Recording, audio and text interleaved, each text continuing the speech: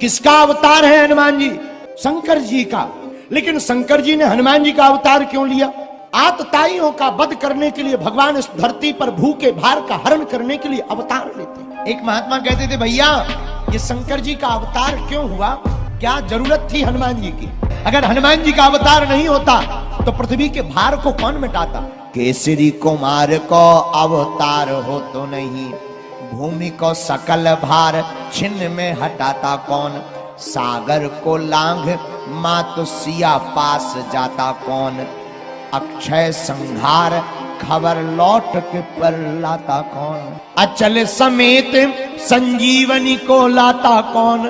पाताल जाके अहिरावण को फिर जताता कौन? लल्लन उपासकों के दुख से छुड़ाता कौन? राम के सोयस की पताका फहराता कौन? अगर हनुमान जी ना होते कौन राम जी की महिमा को जान पाता? भगवान की महिमा तो भक्त से है। धन्य है शंकर जी, आप 11 रुद्र अवतार बनकर प्रकट भये। एक बार नंदी कैलाश पर्वत पर विराजमान थे, भगवान शंकर ध्यान में। उसी समय रावण अपने विमान से उड़ता हुआ चला जा रहा था और नंदी को देख करके, नंदी की साधना को देखकर, शंकर जी को देखकर हंस पड़ा खिलखिला कर। और 10 मुखों से जब हंसने लगा तो नंदी जी को लगा, हरि हर निंदा सुनई जो काना, हो ही पाप गौ घात समाना। शास्त्र कहते हैं माता पिता गुरुजी और भगवान, इनकी न कभी निंदा करनी चाहिए, न कभी निंदा सुननी चाहिए। जो माता पिता गुरु और भगवान शंकर भगवान विष्णु की निंदा को करता है या सुनता है, उसे गो हत्या बराबर पाप लगता है। नंदी जी को क्रोध आ गया, रावण हमारे प्रभु को देख करके तुम हंस रहे हो, जाओ हम तुम्हें श्राप देते हैं, तुम्हारी मृत्यु का कारण भी कोई बंदर ही बनेगा, ये श्राप है तुमको। जब नंदी जी ने श्राप दे दिया, रावण को फिर भी कोई आश्चर्य नहीं लगा। रावण ने भगवान शंकर की उपासना की और अपने एक एक सिर को एक एक बार काट करके चढ़ा डाला। शंकर जी हैं 11 रुद्र, तो 10 रुद्र तो प्रसन्न हो गए, परंतु एक रुद्र प्रसन्न नहीं हुआ। माता पार्वती जी से भोले बाबा बोले, देवी राम जी का अवतार होने वाला है, अब हम भी जाएंगे। कहा अयोध्या क्या करने? अरे आपको पता नहीं, रावण का वध करने के लिए प्रभु श्री राम प्रकट हो गए, तो हम भी जाएंगे। पर माता पार्वती ने कहा कि रावण तो आपका चेला है, क्या आप अपने शिष्य का वध करोगे? पाप लगेगा। तो भगवान शंकर कहते हैं, देवी हमारे चेला रावण ने हमारे 10 रुद्रों को प्रसन्न किया है, 10 सिर को चढ़ाकर 10 रुद्रों को प्रसन्न किया, 11वां रुद्र अभी बाकी है। उसी 11वें रुद्र से हम बंदर बनकर के अवतार लेंगे और रावण की मृत्यु का कारण बनेंगे। वही 11वें रुद्र के रूप में भगवान शंकर प्रकट होना चाह रहे। माता पार्वती जी ने कहा, बाबा आप बंदर बनो, हमें भी ले चलो। शंकर जी बोले, तुम क्या करोगे? बोले आप बंदर बनो, हम बंदरिया बन जाएंगे। शंकर जी बोले, ना ना ना नो नो नो, आप नहीं जा सकते। क्यों? हम ब्रह्मचारी रहेंगे, बिना पत्नी के रहेंगे। माता पार्वती की आंखों से आंसू बहने लगे। क्या बात है देवी, तुम रो क्यों रही? महाराज आज तक आप जहां जहां भी गए अकेले ही गए, हमें साथ नहीं ले गए। क्या हम इतने अभागी हैं? क्या प्रभु की लीलाओं का दर्शन हम नहीं कर सकते हैं? भोले बाबा ने कहा, कर तो सकते हैं, लेकिन इस बार नहीं, अगली बार। माता पार्वती जी रूठ गईं। महाराज हम तो साथ में चलेंगे। भोले बाबा बोले, गौरा अपना संभालो परिवार, अपने तो बंदरा बने। तो पार्वती जी रूठ गई, आंखों से झरझर आंसू करके बहाने लगी, महाराज चाहे जो हो जाए, आप बंदरिया बनाओ ना बनाओ, हम तो साथ में जाएंगे। शंकर जी चिंता में, शंकर जी सोचने लगे क्या किया जाए। धन्य है भोले बाबा, भोले बाबा जैसी बुद्धि किसकी हो सकती है। शंकर जी बने बंदर, और जब पार्वती जी नहीं मानी तो भोले बाबा बोले, सुनो हम बनते हैं बंदर, तुम बन जाओ पूंछ। और देखना इसका उत्तर भी रामायण में आया है कि पार्वती जी पूंछ हैं। बोले कैसे? जब लंका को हनुमान जी ने जला दिया, राम जी बोले क्यों? लंका तुमने जलाई? हनुमान जी बोले हमने नहीं जलाई, पीछे वालों ने। हमारा कोई मामला नहीं है, FIR हमारे नाम से दर्ज ना की जाए। बोले फिर किसने जलाई? बोले पीछे। राम जी बोले पीछे तो तुम्हारी पूंछ है। हनुमान जी हाथ जोड़ के बोले पूंछ हमारी जरूर है, पर पूंछ तुमसे ही हमारी है। राम जी बोले मतलब? हनुमान जी हाथ जोड़कर बोले सरकार, आगे ही राघव मेरे है, पीछे है पूंछ, रहस्य है भारी, बंदर को भला पूछता कौन है, प्रभु श्री राम से ही तो है पूंछ हमारी।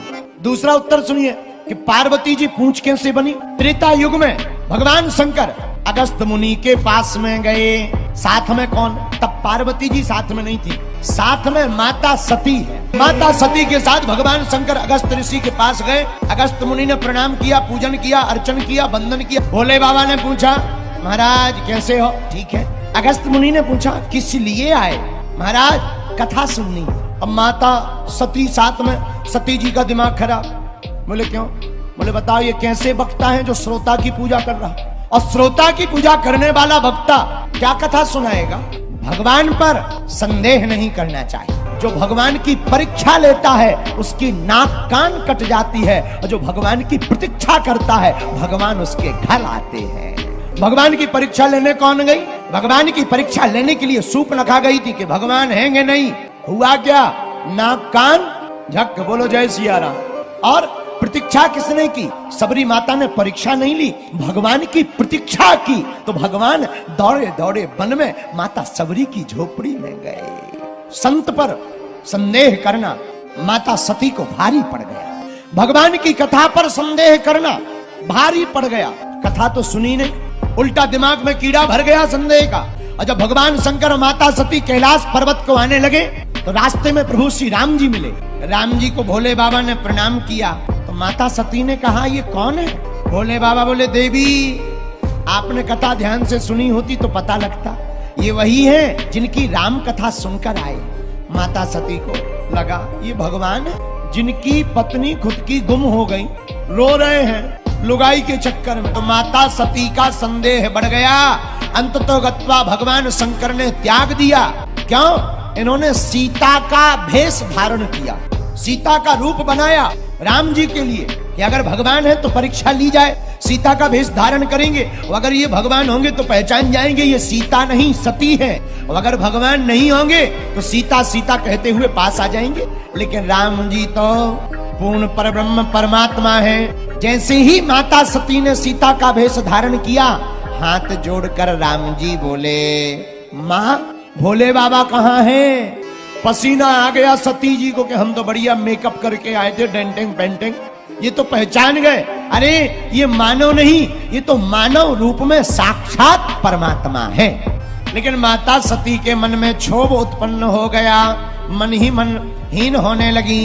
भगवान शंकर ने भी माता सती को त्याग दिया क्योंकि माँ सीता का रूप धारण किया। और राजा दक्ष के यहाँ पर अपने प्राणों को जब त्यागा और दूसरा जन्म पार्वती के रूप में माता सती प्रकट हुई, तो माता सती को याद था कि हमने सीता माता का अपराध किया क्योंकि सती ही पार्वती बनकर प्रकट हुई। तो भोले बाबा से बोली महाराज हमें माता सीता से क्षमा मांगनी है क्योंकि हम सती ही पार्वती है, हमें क्षमा मांगने जाना है।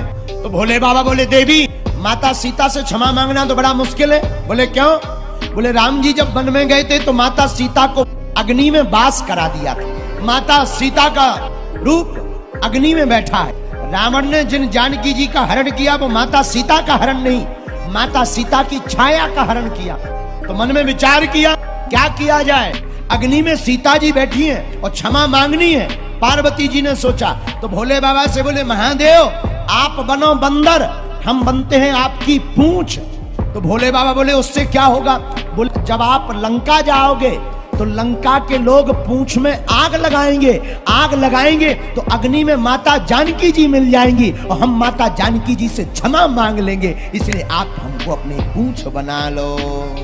इस कथा से सिद्ध हो गया कि भोले बाबा हैं बंदर और पार्वती माता क्या है? पूंछ। और भैया रावण की मूंछ और हनुमान जी की पूंछ, और 10 मूंछों वाले रावण की हनुमान जी की पूंछ ने रावण की 10 मूंछ उखाड़ डाली। दक्षिण भारत में वेंकटेश पर्वत पर माता अंजना की साधना तपस्या से पवन देवता की सहायता से स्वयं श्री रुद्र अवतार बनकर के हनुमान जी महाराज प्रकट हो गए।